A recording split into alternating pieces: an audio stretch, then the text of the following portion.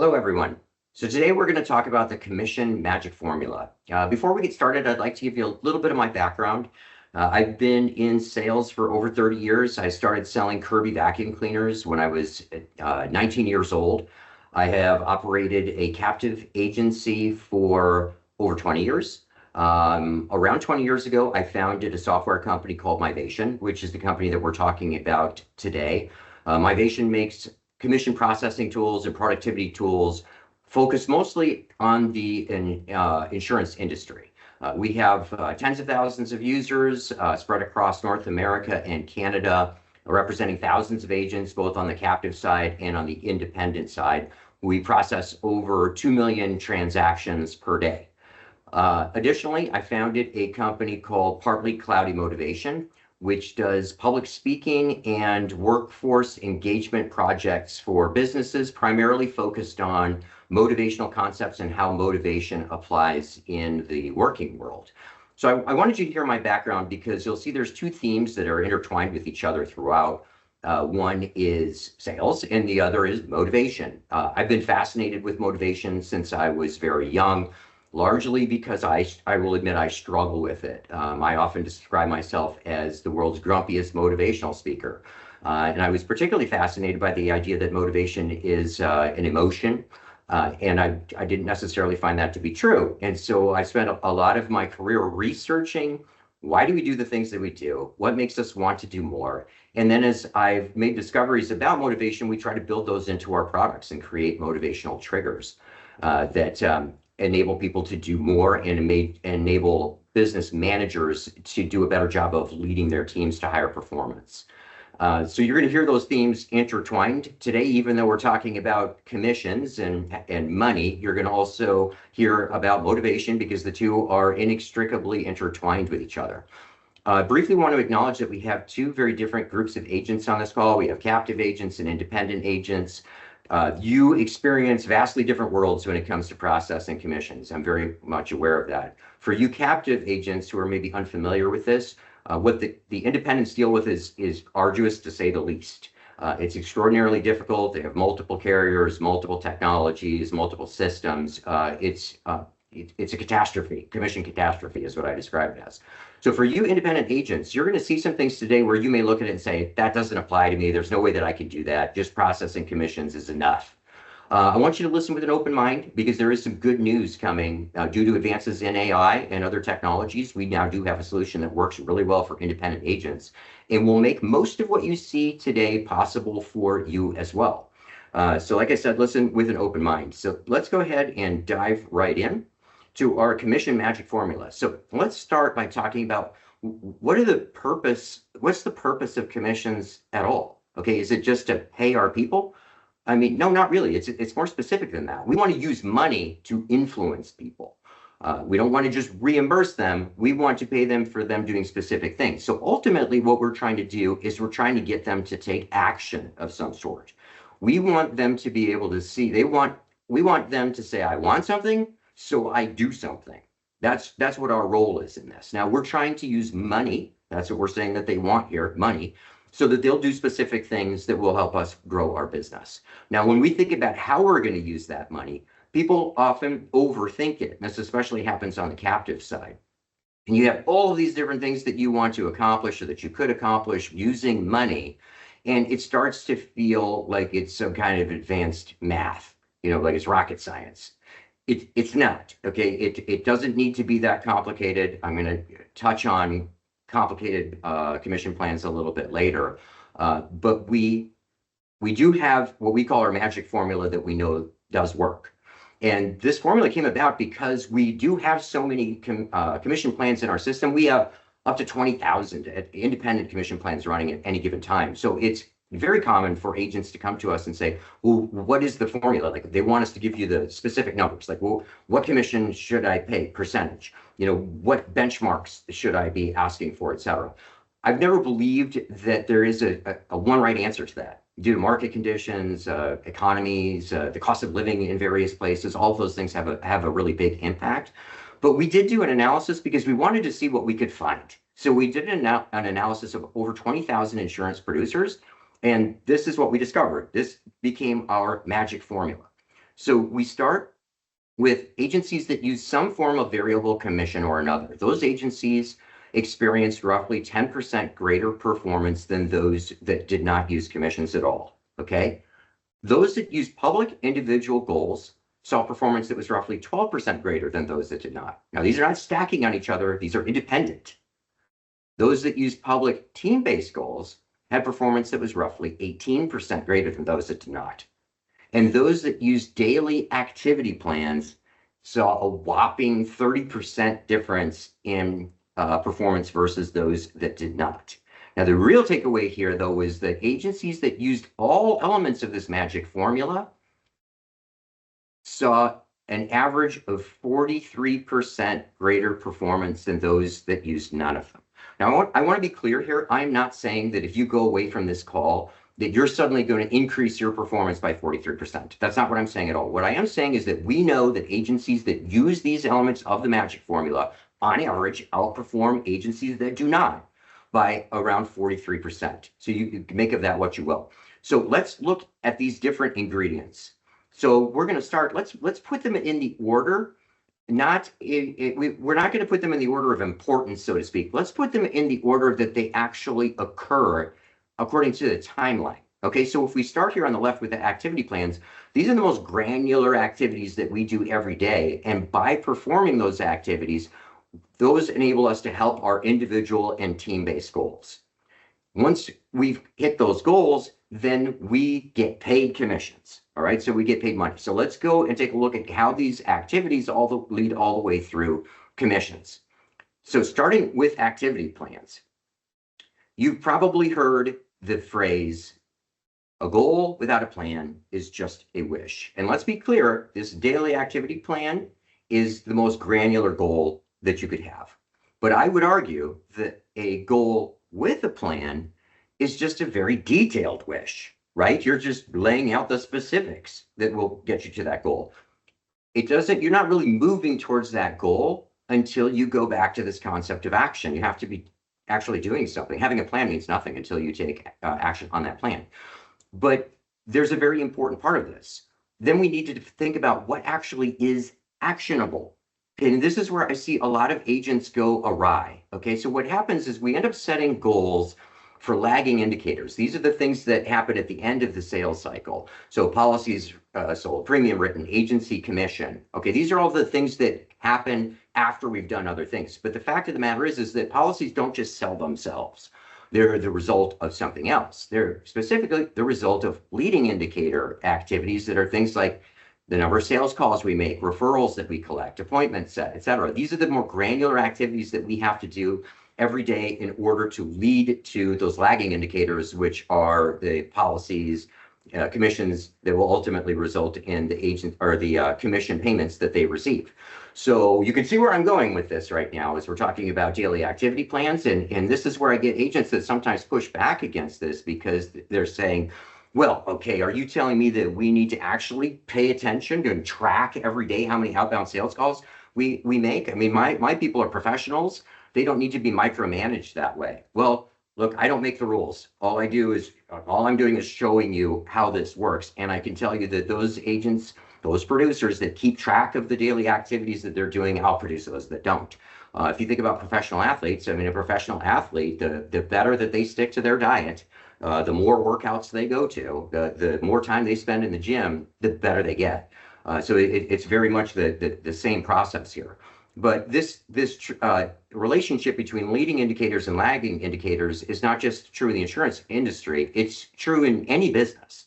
What the formula is may change a little bit, but it's pretty much for direct sales, it's universal. So I mentioned that I started in sales selling Kirby vacuum cleaners door to door.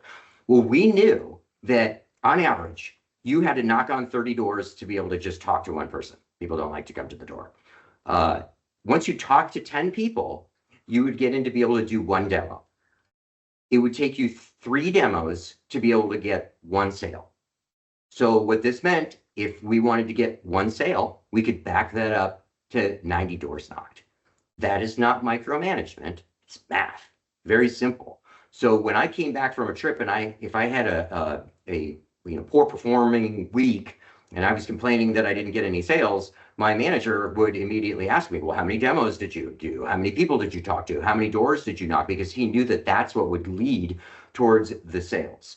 So daily activity plans are not a way to micromanage people. They're basically a success template that professionals use to be able to ensure that they're always putting in the work up front to be able to get the results that they want. And if I could be blunt about it, professionals focus on the inputs, whereas amateurs, I should have complain about the outputs.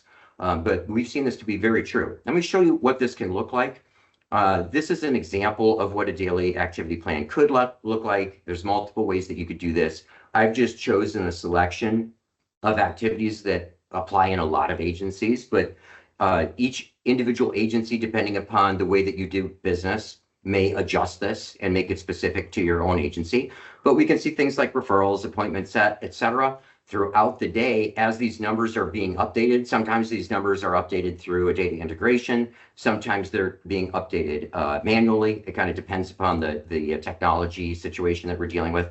But you can see we start to get feedback. So red means that you, according to the time frame that available to you, that you are at risk of not achieving your goal for that activity. Yellow means that you're on the border, and green means that you're on time.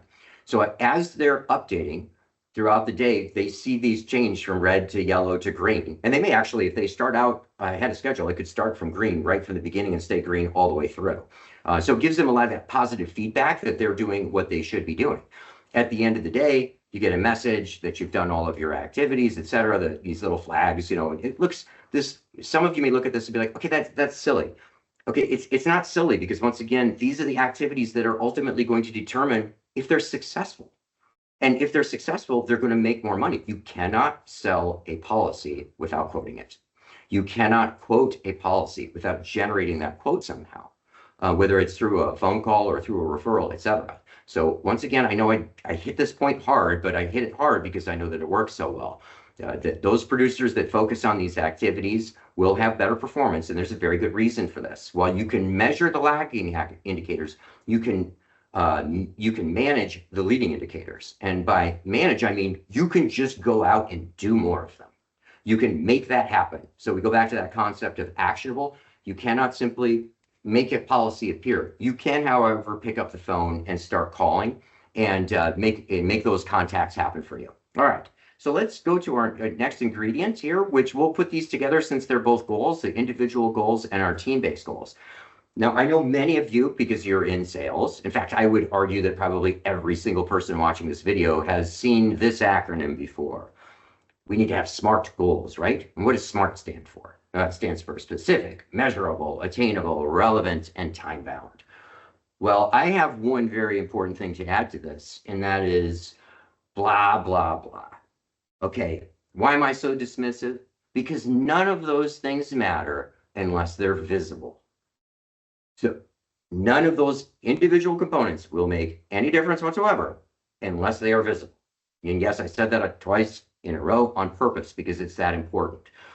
Usually what we have instead of SMART goals is what I would refer to as dumb goals. And these are disregarded in that no one pays any attention to them. They're unrealistic or unnecessary. They're mandated. So the manager tells the producer, you will do this. I would argue that you're better off in working with your producers to have them set their own goals. I mean, obviously you can communicate with them on whether or not these goals are reasonable or whether they meet your expectations. But if they make their own goals, then they have a sense of accountability for reaching their own goals. They feel accountable to themselves because they've made a commitment. And then finally, they're buried. And this goes back to that concept of visibility. If you set the goals and put them in a drawer, or you put them off somewhere where no one's ever seeing them, they're not paying any attention to them. So in order to increase this visibility, let me show you one of the ways that this could be done. So in our software, one of the ways that we do this is that we have a gauge on the dashboard that collects all of the goals that you have for your organization, whether they're for activities, premium, policies, et cetera. And we combine them all into one time-sensitive gauge that tells you whether you're on track. So we can see overall, we're in the yellow, we're slipping a little bit here.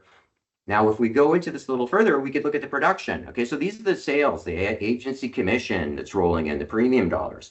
And we may say, we're green, we're doing great here. But if we slide over, we can see, well, quotes were starting to slip behind. And when we get over here to activities, we're in the red. What happens here, we may be fine right now, but what we're looking at here is the future. So when we see this red over here, that's going to make its way over to the right over time, because if we don't have enough income generating activities, we're not going to get enough quotes. If we don't run enough quotes, we're not going to get enough sales. So this is an early warning system that enables you to see what your potential future is if you don't get out ahead of it. A couple more clicks here, we can look and say, okay, but where is the problem? Outbound calls. Surprise, surprise. People don't like to do these. And we can also see the specific individuals that are problematic. And so we can see that Nicholas is the only one who's actually picking up the phone and making those dials. But this isn't intended so that you can, jump on people. It's intended so you can provide coaching. So you can say, hey, you're falling behind on your calls. What's going on? Are you getting caught up in too much service work? Is there call reluctance, et cetera? But you're keeping them focused on those activities that will bring about those sales. So having this public visibility to goals works really, really well. And if you'll recall, we got a 12% and an 18% difference associated with those two pieces. All right, so let's move on to commissions, which I know everybody is super excited to hear about. So with commissions, setting up and running a commission plan, it comes in two very distinct parts. So number one is we have to create the plan, and we'll talk about the specific ways that we do that. But number two is you got to execute the plan. This is the part that most agents don't do a great job of. We're great at creating the plans and we announce them, and then it just kind of goes away. And that's the end of it. So we'll talk about how do we do a great job of executing the plan, because these two things work in conjunction with each other, and they're both equally important. So when creating the plan, there's a few things that we need to do. One is that we need to define what success is. And that sounds pretty simple, but believe me, I have seen this all over the board. The fact of the matter is that agents will have many, many different goals, from meeting carrier minimums to selling multi-line products, increasing retention, etc. And all of these things are wonderful, but you have to decide what is it that you're aiming for in the moment right now. And this may change. May change over the course of a year. It may change over the course of your career, often does. But you've got to focus. You've got to pick which are the most important to you. And so what is success going to mean right now? Once you do that, once you've assigned or you've decided what it is that you want to achieve, then you align your goals to that metric of success, but not just your lagging indicators. So if you decide you want to grow in commissionable premium, we don't just set a goal for commissionable premium. We set a goal for the leading indicators as well, quotes, activities that will enable us to hit those goals.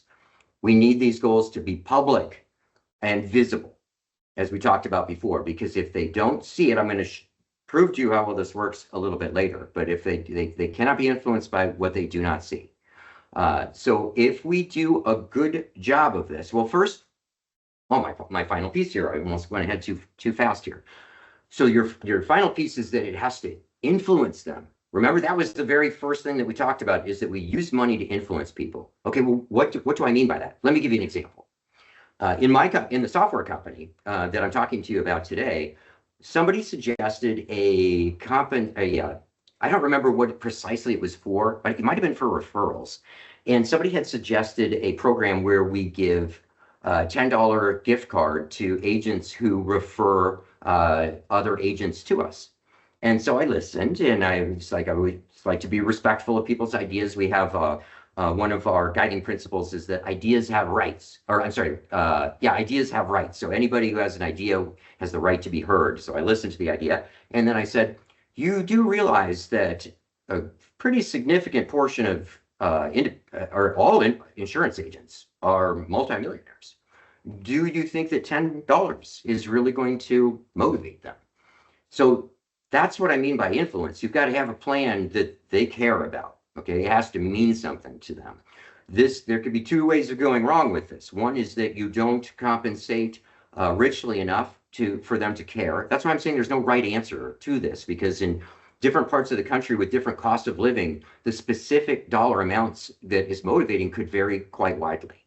But the other piece of it could be that if you set your goals too high to achieve that commission, that can also cause it to have no influence over them. They don't pay any attention. They're like, I'm not going to hit that. A lot of corporate, I would argue, a lot of corporate uh, yearly bonus plans that they put in place for agents fall into this trap where the goals are so high, the agents just write it off, and they're like, well, I guess I just won't make that. So you want to make sure that your commission plan is actually influencing them. But the biggest way that it won't influence them is one that's inadvertent, that we see that's the most common way, in that it's too complicated. Okay, so first of all, complexity does not equal effectiveness. I have seen some of the simplest comp plans from agents that are just killing it. And I have seen extraordinarily sophisticated comp plans with hundreds of individual levers that come into play that don't seem to be having any impact on the team. And I know that because when we talk to the team members and we ask them, how do they get paid? They say, I don't know. Or they just kind of do whatever they're going to do, and they just see what shows up in their paycheck. That's not influencing them. So you want to have, they need to be able to understand it in order for them to be able to influence it. So ultimately what you need to do is you need to answer these three questions through your commission plan. What is success? How is success achieved? And then why should they care? Okay, if you do those three things, you're on track. Ultimately, their compensation should reflect their contribution. And what I mean by this is if they get a huge commission check, you are psyched. You're happy about that and celebrating with them. If they don't make a big check, if they make a lousy check, then you feel like it's just, they didn't do what they were supposed to do. So that's ultimately what we're striving for. So let's talk about, now that we've set up a plan, let's talk about how do we execute the plan. So when we execute the plan, it's really all about communicating information, right? So in three different ways. We need to communicate what is. We need to illuminate for them, but what could it be? And then finally, we educate them. How? How can you get that? And we ultimately want to answer these three questions. What have I earned right now today? So they can see it visibly in front of them. What could I earn? So is there a possibility for me to make more money than I'm currently on track for? Did I leave anything on the table? And then finally, how do I earn more? The specifics of that. So let me show you how this could work. We'll go back to our dashboard here, and this time we're going to focus in on this check. So this check is a great visual way of communicating what somebody is currently on track to earn. So we can see that Jerome's on track for $1,011 right now. But we'll see at the top there that yellow lock, $797. That's what we call our LOTT, which stands for left on the table. This is additional money that Jerome could be earning if he did a little bit more. In another part of the system, we show him exactly what those things are. But we always have this carrot held out to them. By the way, as far as specifics go on setting up effective commission plans, using thresholds or accelerators. Threshold would be like different benchmarks of, say, agency commission or commissionable premium, and then paying more when they reach those benchmarks, or setting benchmarks where if they hit certain minimums for one line of insurance, you impact a different line of insurance. Those two things are also very highly associated with higher performance. And it makes sense because what you're doing is you're always giving them the ability, or a reason, I should say, you're always giving them a reason to do a little bit more. So here we can see what he's leaving on the table through that 797, and hopefully then he'll dive in and say, okay, well, how do I make that? We could break it down further, even on a line-by-line basis, so that they can see, where are they leaving the most money on the table, and then we give them instructions on how they can see specifically what it is that they need to do. They can also have visibility into what they could make by something like a compensation estimator. So they could put in what-if scenarios and see what that would look like. So to load up their current production, and then they can adjust the numbers so that they could see what could be in store for them if they had greater performance. But we also take it a step further because we want to show them how this can happen. So this report here, called our Vital Stats Report, enables you to compare any two metrics that you're tracking in the system. So whether it's an activity, you could also compare this to sales. But remember my formula for Kirby's of door knocking and talking to people, demos, etc. You can recreate that same thing in your agency. So you could see how many outbound phone calls result in how many appointments set versus result in how many appointments kept, result in how many policies sold, which equals X amount of premium or agency commission dollars.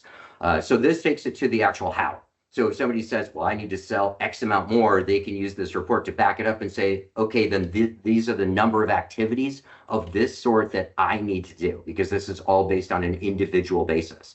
So one person may only have to quote 3 times to sell. Another person may have to quote 5 times to sell, which is an important thing for you as an agent to know, especially if you're buying leads, because you probably want the person who only has to quote 3 times to work those leads rather than the person who quotes 5 times. But either way, most agents don't know that information. And so by having that information available to you, you can look at your better producer and say, well, what is this person doing that this other person is not? Is it a training issue? You know, what's going on here? Is it the words that they're using during their presentation? But it gives you an ability to see what's going on there.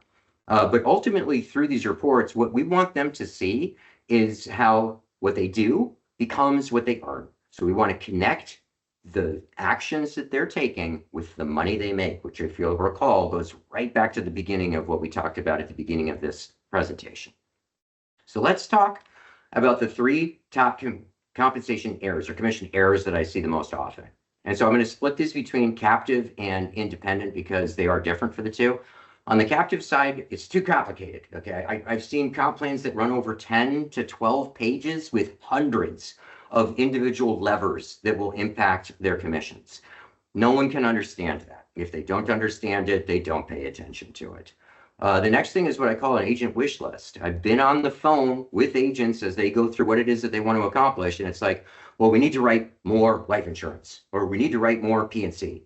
And then they say, yeah, you know what, it'd also be nice if we wrote more bank. And the longer I did this, when I would work with agents on this, at that point I would stop and be like, whoa, stop right there. Do you really care if you write more bank? Like, is that important to you?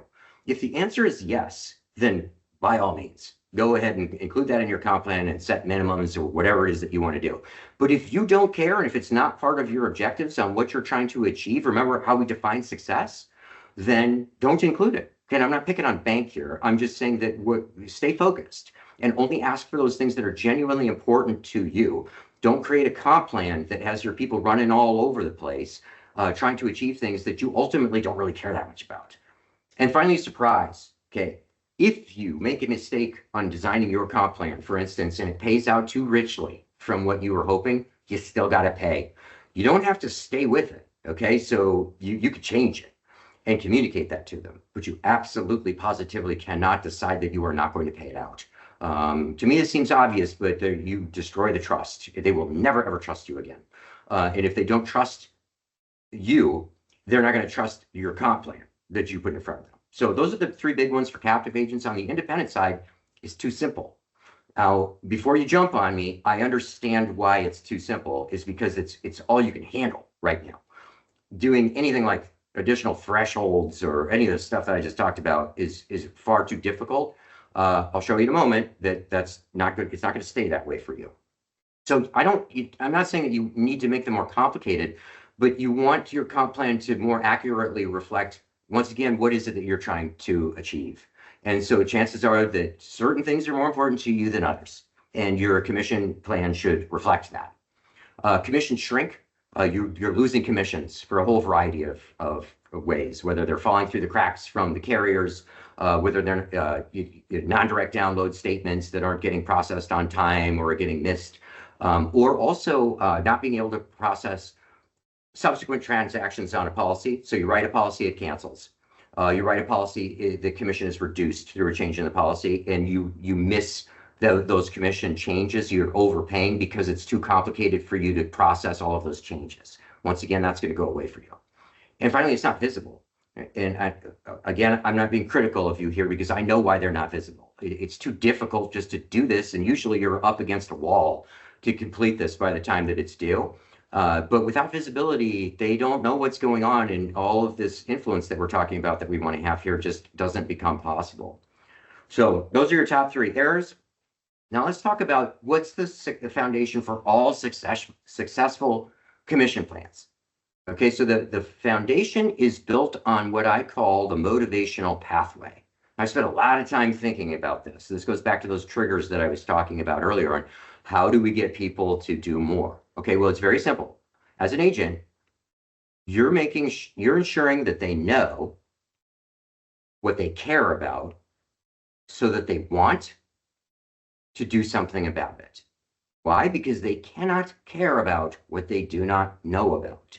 And this is so fundamental. So you as an agent are responsible for the bookends here. You ensure that they know the what. Okay, so what is what is your comp right now? What is the compensation plan? What is expected of you? And then also here on the how. How can you make more money? Well, do more of these activities, etc. So you're showing them the information they need to know up front and the how on how they can change the results of that information. On the middle part here is up to them. If you've done a good job of communicating what they care about, which goes back to our process of creating an effective commission plan, if you've done that, then it's up to them to care. And if they care, it's up to them to want so that they actually go and take action. You can't make this happen, only they can. If you've done a good job of creating a commission plan and they don't care and they don't want to do something, they're in the wrong job. Okay, it's that simple. So let's go back and talk about this first step here, about ensuring what they know. This is the most important part, because what happens is that if they know, we have the ability to influence them, because we're answering all these questions that I have up here. All of these things influence them. But if they don't see it, we can just start removing this information that they have available to them and thereby reduce the influence that we have over them until we essentially have none at all. So I can even show you numbers that will prove how effective this is. So we have a client, it's a Fortune 5 company with a very large call center. And we do not do commission calculations for them. We just track their performance. And so in this specific case, it's how many appointments they set. And so there's thousands and thousands of them. So we ran an analysis and we showed that those that logged into our system once a week, that was our baseline, where people, believe it or not, there were some that didn't even do that. But we used the baseline as those callers that logged in at least once a week. Those that logged in 3 times a week had performance that was 16% greater. Those that logged in 5 times a week was 27% greater. Those that logged in 10 times a week was 45% greater. Now, I understand how these numbers work, and you can make the argument, well, the people that are doing better want to see the data more. Sure, then make sure it's available to them, because your high producers definitely want to see it. But I would argue that being able to see it is also having a direct impact because of what I just showed you in the motivational pathway. When they know the numbers, it influences them. The more they care about it, the more the visibility of those numbers are going to matter to them, and the more likely they are to take action on it. So what I have not dived into the details during the course of this presentation because it's a much longer presentation. But if you do everything that I've talked about to this point, what you are effectively doing is hitting on 2 categories of motivational triggers. You have your extrinsic motivational triggers, which are compensation and recognition. That's typically what most companies focus on, and they rarely go beyond that. But we're also hitting on intrinsic motivators, which are actually quite a bit more powerful and are naturally inside of all of us. Things like accountability, that we want to be trusted, mastery, that we're good at our jobs. And it's those agencies that can combine both of these motivational triggers the most effectively get the best performance. They tend to compound each other quite a bit too. But ultimately what you do is you end up moving from administering to aligning. So everybody's moving in the same direction. You go from informing after the fact to influencing them before the fact. So you can actually help them change the results. And you go from simply managing them to motivating them to do more. So you're not just getting them to do stuff, but they're actually doing more. And that forms our acronym AIM. So the agencies that have the greatest AIM do the best job of aligning, influencing, and motivating their teams. And the way that you can do that is through the process that I described earlier. Now, if you are interested in employing these tactics or strategies in your own office, on the captive side, it's pretty simple. Our product there is called Racing Snail. And we can either work with you through a corporate integration. or manual input. I would encourage you to reach out, touch base with us to determine if your company has a corporate integration with us, and if they don't, you could talk to us about how we could get one as well. But it's pretty straightforward. Now, on the independent side, I want to go into a little more detail here because you're not going to believe yet, that this could work for you. So we have a specific tool called Accelerator that we built for independent agents. And what we do, and I'm going to go through this quickly, but what we do is we load all of the statements for you. So we actually go to your carrier portals and we offload this task from you completely so you no longer manage your statements. Once we've loaded all of those statements, we extract the transactions from those statements and we merge it with data from your AMS. And this enables us to have a comprehensive data set from which we can run commission calculations. We can automatically assign the sales so that you don't have to do that every month, or heaven forbid, you don't have to do it every renewal, or heaven forbid every month, as I've seen often happens with health insurance policies. So that is completely automated. We calculate the commissions according to your unique commission plan. We create a digital statement that is one click away from any transaction in the system so that you could always see the source of the data from which we're operating. It's complete transparency to you, and if you so choose, with your team members as well. We create a commission report to easily quickly show you who's owed what. And then we generate a whole host of analytics reports to help you understand the health of your agency, where your revenue is coming from, and what quantities, et cetera.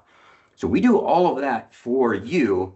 On your side, what we expect happens is that you log in, you validate the transactions, and you pay. It's quite simple.